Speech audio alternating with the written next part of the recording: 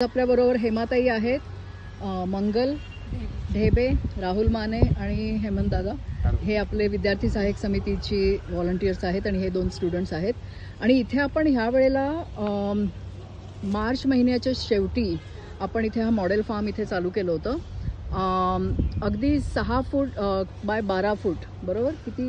6 foot by 12 फूट ह्याच्यावरती आपण बऱ्याच प्रकारची पिकं इथे लावली होती, बियाणं लावलं होतं.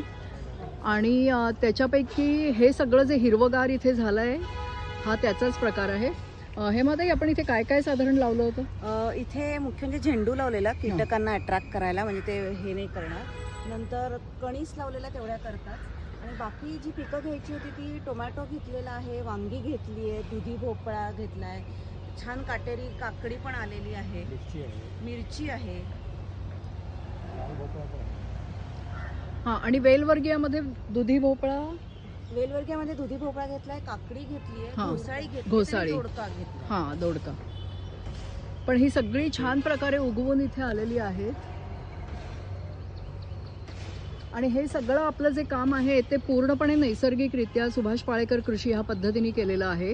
त्याच्यामध्ये फक्त आपला बायोमास जो जमिनीत टाकला आहे आणि जीवामृताची कंप्लीट आपण त्याच्यावरती मारा केला होता सुरुवातीला.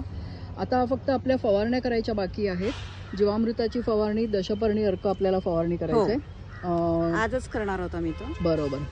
पण हा आपला प्रयोग आपल्याला सर्वसाधारण सक्सेसफुल झाला असं म्हणता येईल, नाही का? हो हो, खूपच छान. आमच्या एक्सपेक्टेशनच्या पलीकडे आम्हाला पीक मिळालंय म्हणायला हरकत नाही. बऱ्याच नवीन गोष्टी याच्यात शिकायला मिळाल्यात. एस्पेशली आमचे दोन्ही विद्यार्थी फार खुश आहेत. सो कसं वाटलं? मस्त वाटलं. अनुभव खतरनाक होता, कारण स्टार्टिंग पासून तर एंडिंग पर्यंत ही पूर्ण प्रोसेस बघितलेली आहे. बरोबर. आणि तू स्वतःही शेती तुमची आहे, शेतकऱ्याचा मुलगा आहेस तू, राईट? सो तुला काय फरक वाटला? पहिलं कसं गावाकडे हे शेती करू वाटत नव्हतं, की शेतात राहतो, शेतात सगळी कामं, पण तशी आवड नव्हती की आपलं रेग्युलर रुटीन आहे शेतीचं म्हणून करायचं. पण आता हे शिक्षणासाठी आल्यानंतर 4-5 वर्षाच्या ह्या गॅप नंतर परत हे शेतीचं पुन्हा अनुभवायला मिळालं, त्यातून वेगळाच एक अनुभव आला. बरोबर. तुला कसं वाटलं ताई? मला पण खूप छान वाटलं. आवडलं ना?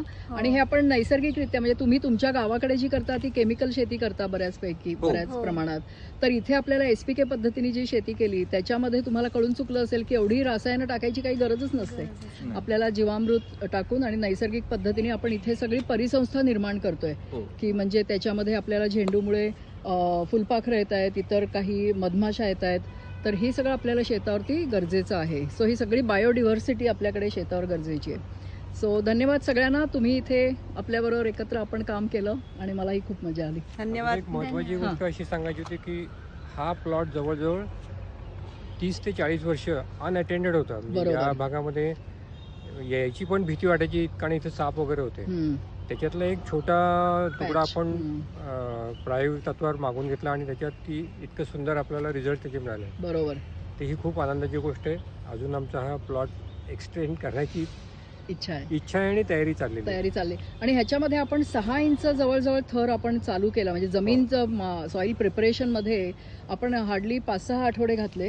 आणि त्याच्यामध्ये आपण बऱ्याच प्रकारचा पालापाचोळा आणून टाकला, त्याच्यावरती बऱ्याच प्रकारे भाज्यांचे तुकडे आणून टाकले आणि थोडीफार माती टाकली, पण माती अतिशय कमी होती. आणि त्याच्यामध्ये आपण जीवामृत वगैरे आणून घालतच होतो. थोडं शेणखत आपण टाकलं होतं आणि अशा प्रकारे आपली माती आपण सुरुवातीला तयार केली. सो धन्यवाद. आणि आम्हाला हा प्लॉट बघून खूपच आम्हाला एक्साइटमेंट होतीये, तुम्हालाही होत असेल.